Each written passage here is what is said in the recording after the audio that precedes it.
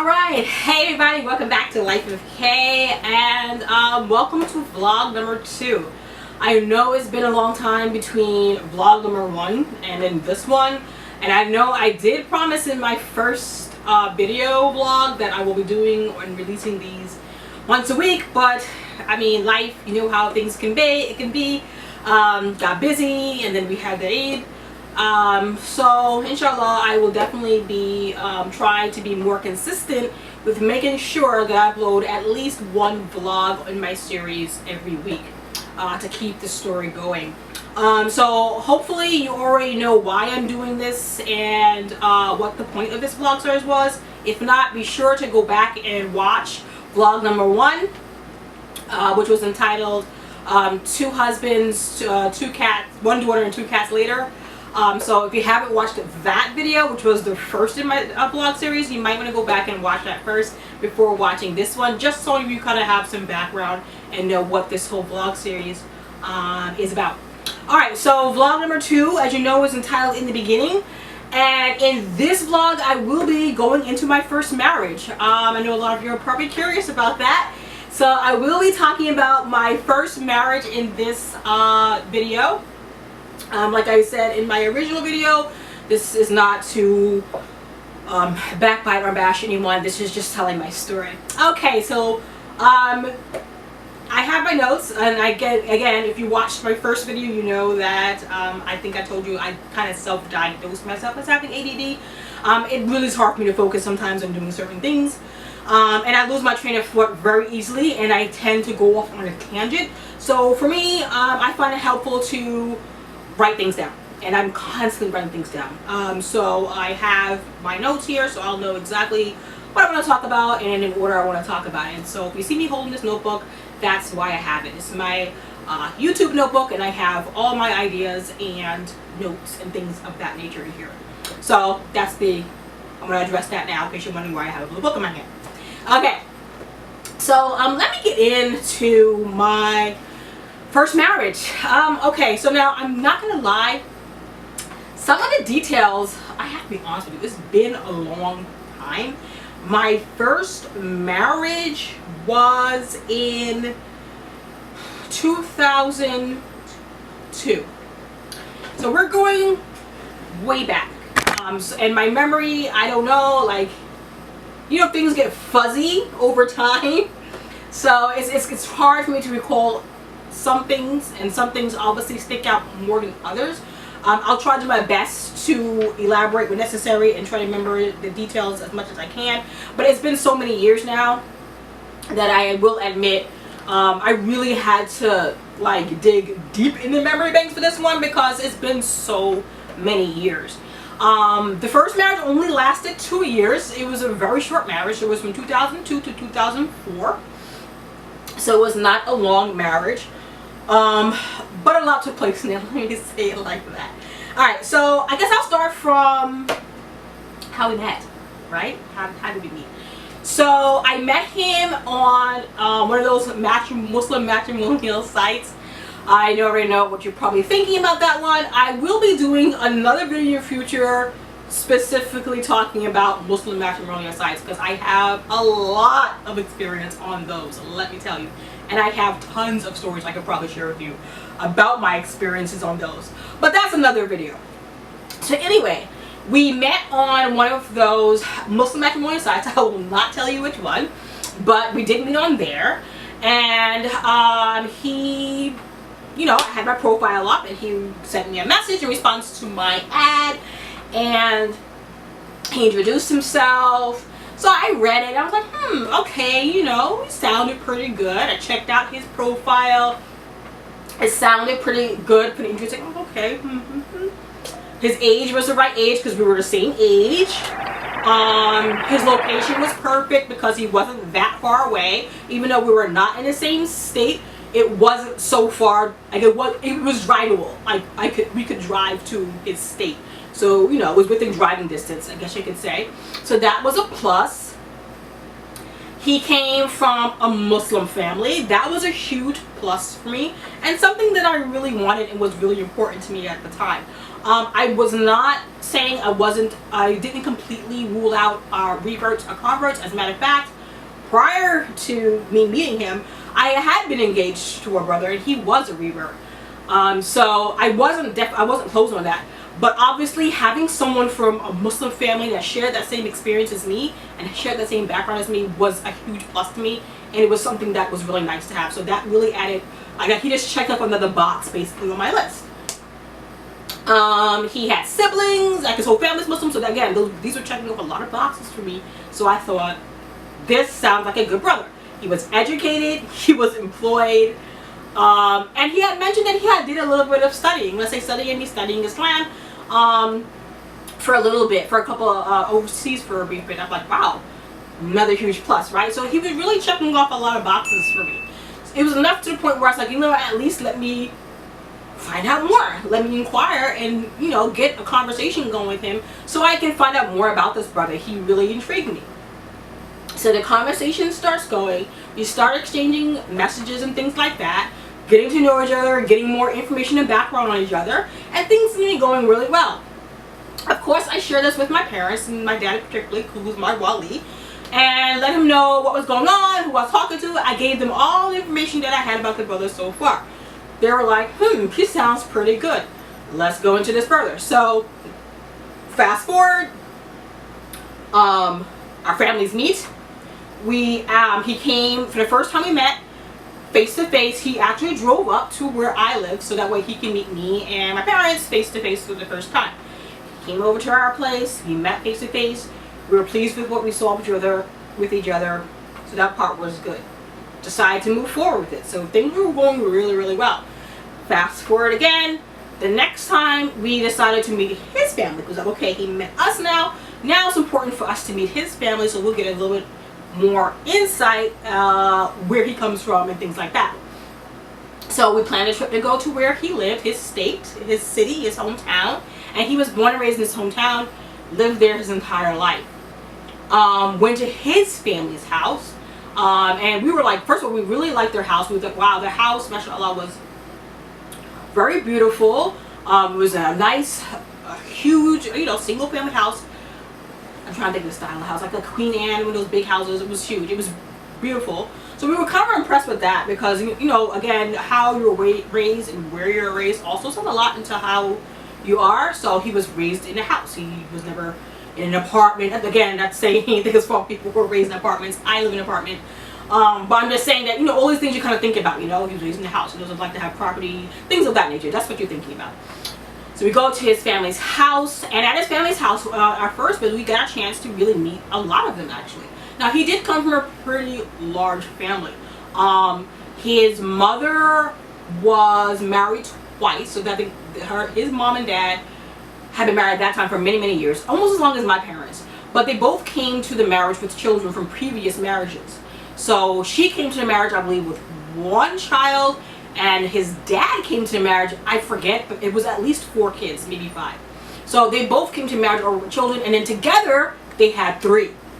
So he had a lot of half siblings, and then he had 2 full siblings, a brother and a sister.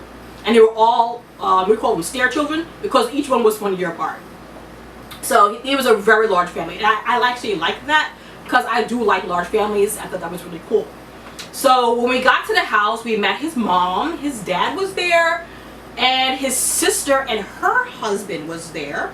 And at the time they had a baby. So I was like, wow, that's nice to get a chance to meet not just his parents, but some, a sibling as well.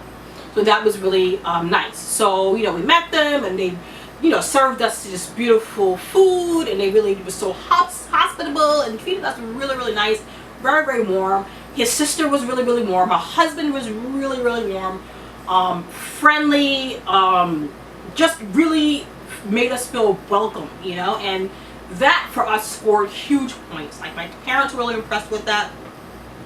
I was really impressed with that. They showed us around, they gave us a tour of the house and things like that. They even showed us the city where they lived in. It was a small city. To kind of get a perspective and get an idea of what it's like there, and if I, marrying him, what I would be coming into living there, things like that nature. Now, his dad was the imam of a masjid down there. So he, yeah, his dad was a masjid that day, so he showed us the masjid. I mean, we were so impressed with everything we had to see so far. Fast forward again, set a date for the wedding.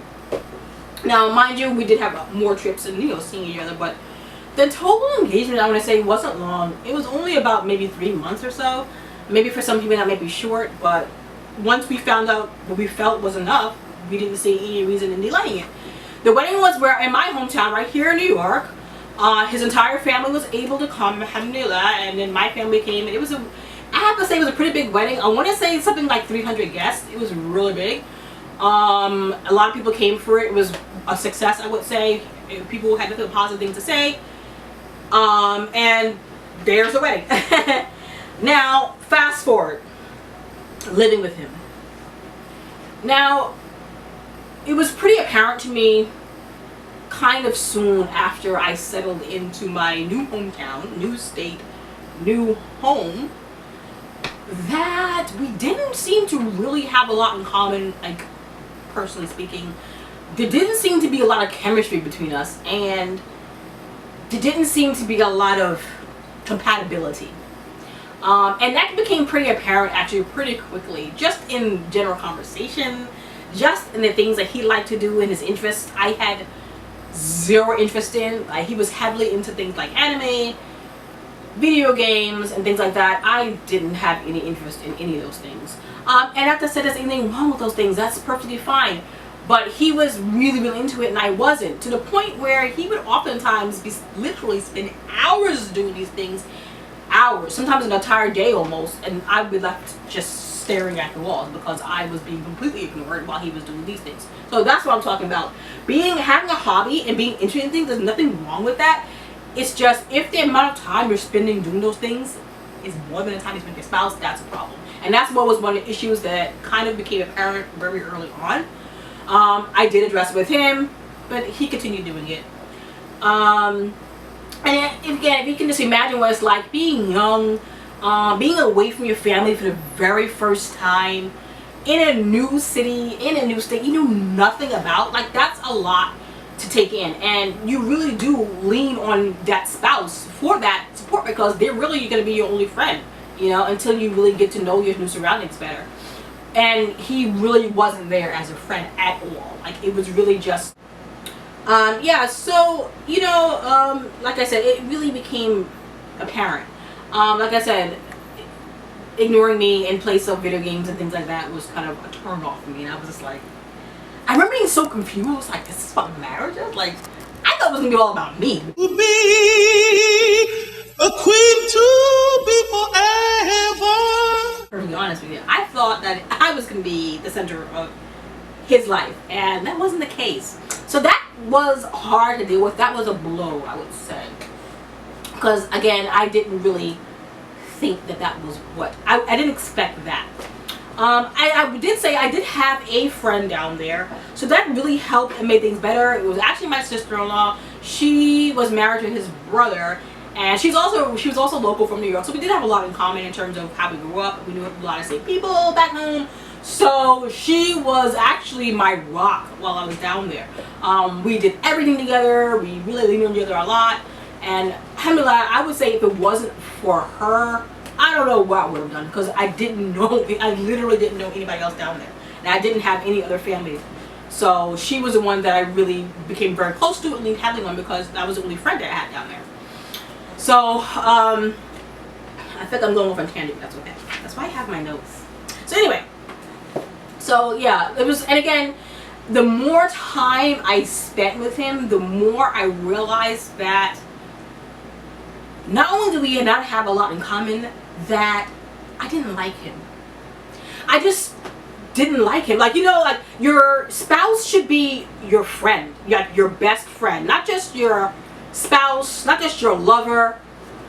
He should be your friend. Like, I love you. You complete me.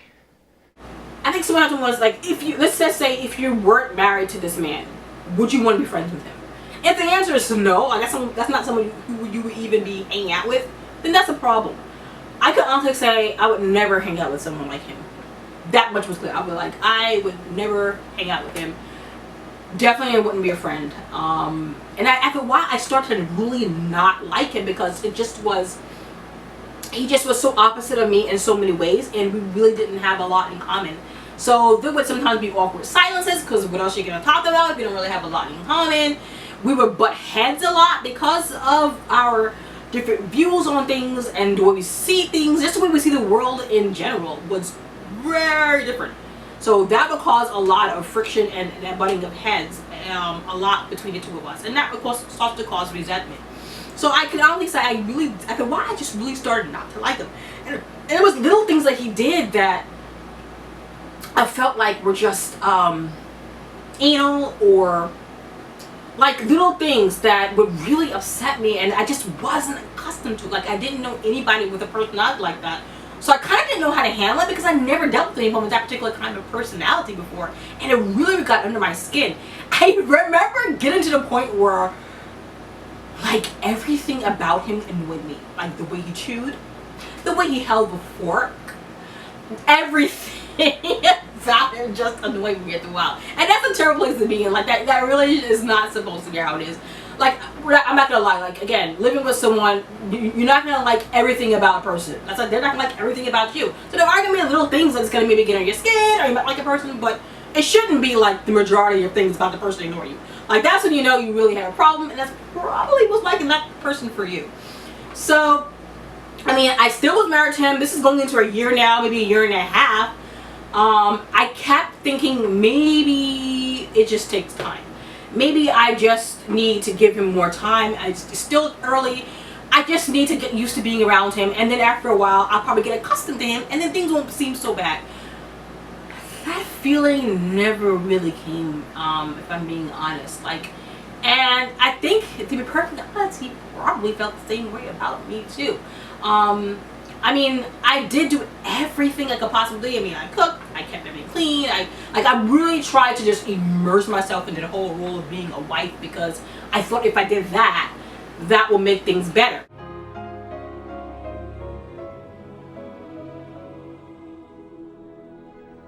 You know, and it didn't really.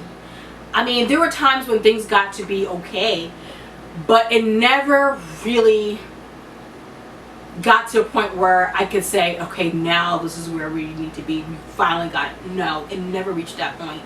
And I remember just being genuinely confused about that. Like, why is it not getting to that point? What am I doing wrong? You know? And again, as time went on, it kind of caused us to grow further apart and get a little more distant. And then I remember being scared because I'm like, oh my God, I don't want it to be divorced. I don't want anything to happen. You know, I want to try to make sure this works. So I need to do everything I can to make sure it works. I even remember planning a surprise trip for the two of us, thinking a romantic getaway would help. And again, it was a great trip. We had fun, but you know, when you get back, your problems are waiting for you. So that's kind of what happened with the marriage. Again, lots of little things, really, just no compatibility and no chemistry at all between the two of us. I would say it wasn't really a good match in that respect. And then again, a lot of things he did were little things that I just didn't care for, that didn't make me comfortable, and I just didn't like living with on a daily basis, you know. So anyway, fast forward, why did I stay? It was pretty simple. The reason why I stayed is because I didn't want to get divorced. Like, that was really what I didn't want. To me, getting divorced was literally my worst nightmare. So I thought I will just ride this out and stick it out, and somehow it'll fix itself and get better as we get to know each other more, and as we probably get older, we'll probably start to learn more about each other and get to know each other better, and things will work out better. That was my thinking. Divorce for me was like the worst thing that could possibly happen. So that's why I stayed. Now, the divorce itself, what happened? It's actually an interesting story. So, at this point, I am pregnant with my first child. Well, my only child. I am pregnant with my daughter, and I'm 9 months pregnant to be exact. And I remember I was actually due in a week. And this is in August, so it was ridiculously hot. And you know, I was 9 months pregnant. So I remember the plan was originally for my mom to come and stay with me for that last week of my pregnancy. She wanted to be there for the birth. This was going to be their first grandchild, so it was a pretty big event and a big deal. So So she agreed to stay with me for my last week and stay with me till after the baby's born, just to kind of help me out and everything in the beginning, which was cool. So my parents came, and it was my father and my mom, and actually my younger sister came on that trip as well. They came, we were eating, I'll never forget this, we're all sitting around the dining table eating, and suddenly my husband announced to my family, oh, by the way guys, I have an announcement to make. Now here's my dumb self. I thought that he was going to say something to the effect of, hey, guess what? I just got a promotion at work. That's not what he had to say. He said, Khalil and I are getting a divorce. And that's when I just kind of looked, you know how you just look like, what? Did you just, no, you couldn't have just said what I thought you said.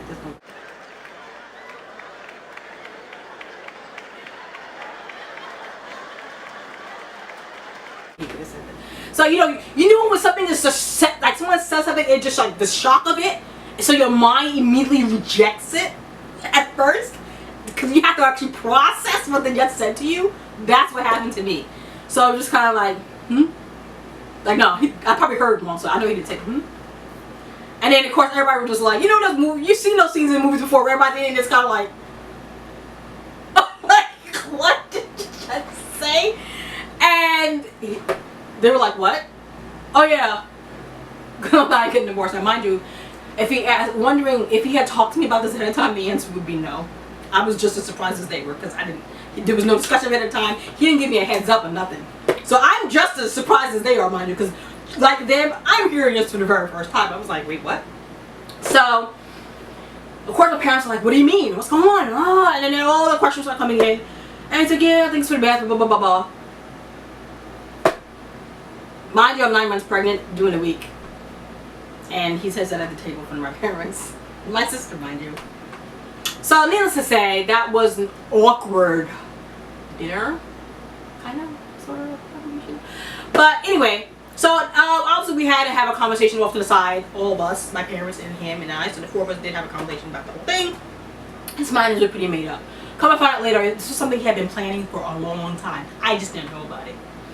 He had been planning this for a while.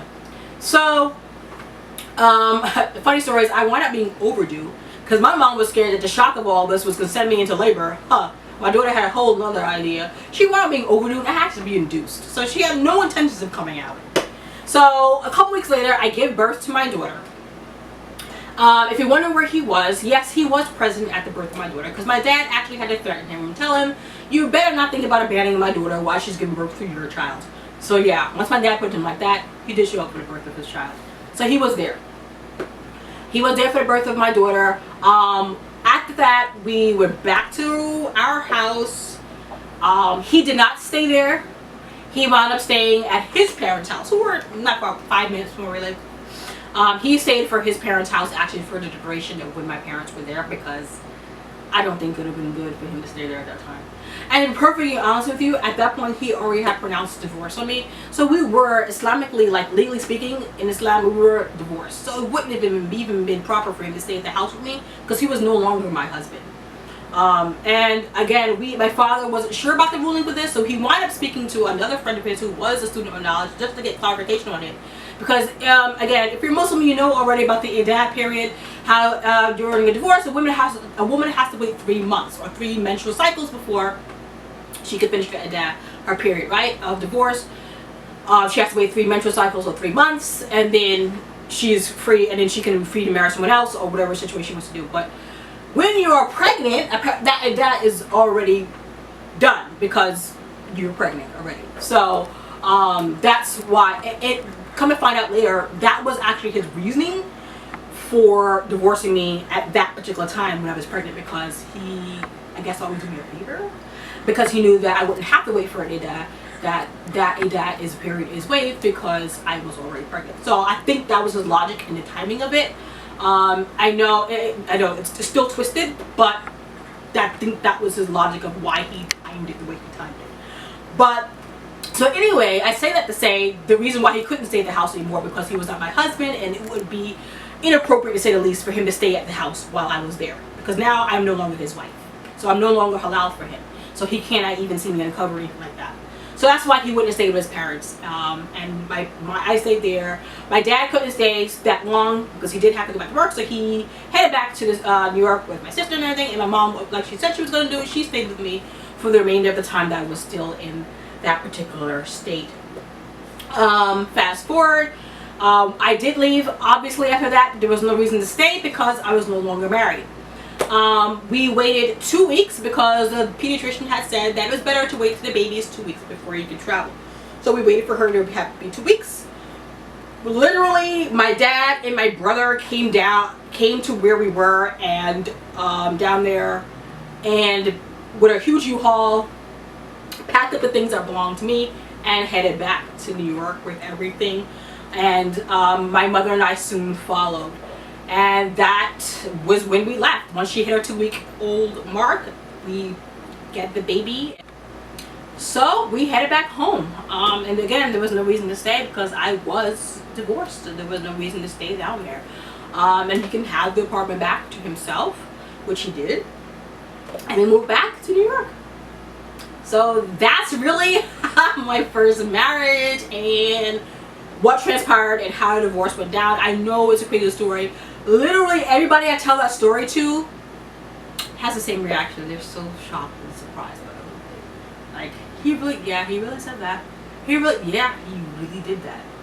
Crazy. I mean, honestly, I couldn't make it up if I wanted to. That's the truth. And the good thing is I have witnesses who could attest to the fact that that's really gonna happen. Like I said, my sister was there, my mom, and my dad. So there's 3 witnesses who can definitely attest to the fact that that is in fact how it went down and how it happened. It was a rough period of my life, probably the hardest period. I mean, imagine going back now, newly divorced, and you're a new mom. I had this 2-week-old baby, my first baby. I don't know anything about being a mom, and now I'm divorced, and I have to go back to New York, back to my parents' house. It's a lot. That was a dark time for me, and it was a lot to have to deal with all one time, and I was still pretty young. So that was very, very hard to deal with and to get through. But I got through it and came out the other side and did okay afterwards. So if anybody is going through anything similar to that or has gone through anything similar to that, like, there is a light at the end of the tunnel. I would definitely say have that support system. Have a good support system around you. It's going to help with the process. And more importantly, you need that support system. Without a good, whether it's your family, whether it's good friends, whatever it is, you have to have some kind of support system in place in order to make it through something like that. That's key. And I would highly recommend that to anybody else who's maybe going through something similar or in a similar situation. So please make sure you have that support system, and you'll get through it, and you'll be okay, and you'll come out stronger for it. I did, and if I can get through something like that, I think anybody can, because it was very difficult. Obviously I can't go too much into detail because there was a lot of stuff that came out after the fact. After I actually got back home to New York, we did find out some things that were occurring behind my back that I didn't even know at the time. Like I said, come to find out he was planning this for a long time. I had no idea. Come to find out there was actually people who didn't know about what he was doing. His family, for instance, there was people who knew what he was planning and what he was doing, and I never got a phone call. I never got a heads up. Never said, hey, look, is there something going on? Maybe we should all meet together as a family and talk to you about it. None of that ever happened. So again, we did find out a lot of stuff later after the fact that there was people who knew about it, and they never said anything to me. I think one of the most, and I will end here, one of the most hurtful things that for me was probably the reaction of his parents, or say his family, because I had grown pretty close to him in my time there. And like I said, I didn't have my family down there, so his family became my family, and I got really, really close to them, particularly his mom and his sister. And their reaction to it was probably the most hurtful because they didn't care. Like, there was no sympathy. There was no, wow, we're really sorry to hear this. There was no, oh my God, like my son did that, or my brother did that. Oh, I'm gonna talk to him. Nothing. As a matter of fact, I never even got a phone call from them, or an email, or a text message. Nothing. And till this day, and we're going back how many years? I was 2004, and I still to this day I've never heard anything from them. So Like, that was probably most hurtful of all. Like, wow, like, I thought we were friends, like we are growing so close, and then this happens, and then there's nothing from their side. And I remember my mom actually called his sister. She wanted to get, I guess, someone in the family on our side, or maybe get more insight as to why he did what he did. And her reaction was to say that it was not what we thought it would be. She really didn't get what he did was wrong. Like, it was just like, okay, and like, wow, I'm sure he had a good reason, you know. And I just remember being shocked, like, wait, what? I never thought that would be a reaction from his sister, because we had dick grown close. Like, I would sleep over at the house, and like we would talk, and you know, I would help her with her baby. Like, we had really grown close, and I didn't think that she would be I thought she would be one person, maybe kind of be on my side, but no. So you really don't really know somebody until something like this happens. Like, I really thought that I would have at least one ally in that family, and I did not have any. The only ally I would say I had was my sister-in-law. Like I said, that one I had been close to anyway. That was it. His sister, his mom, his dad, nothing. Never an apology, even never any nothing. Like, not even if they said, okay, well, I can't believe we did that. Like, wow, that don't sound like something he would. No, like literally silence from their end, and that's when I knew that most likely there was a whole big thing that was kind of brewing in place for some time. But I will end it there. I know this is a crazy story. I told you. Every time I tell people this story, they really do have the same reactions, like shock and just like, wow, like, yeah, that's what happened. But guess what? It didn't break me.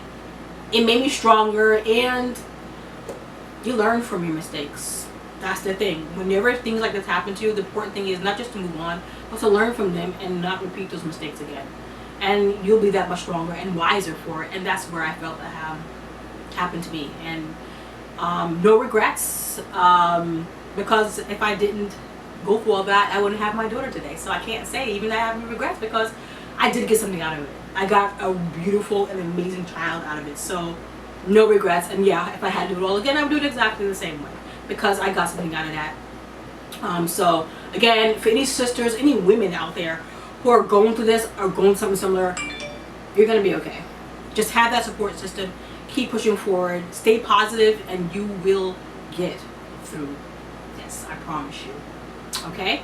And for those Muslim sisters out there and those Muslim women, lots of dua, lots of salah, and Allah will never abandon you.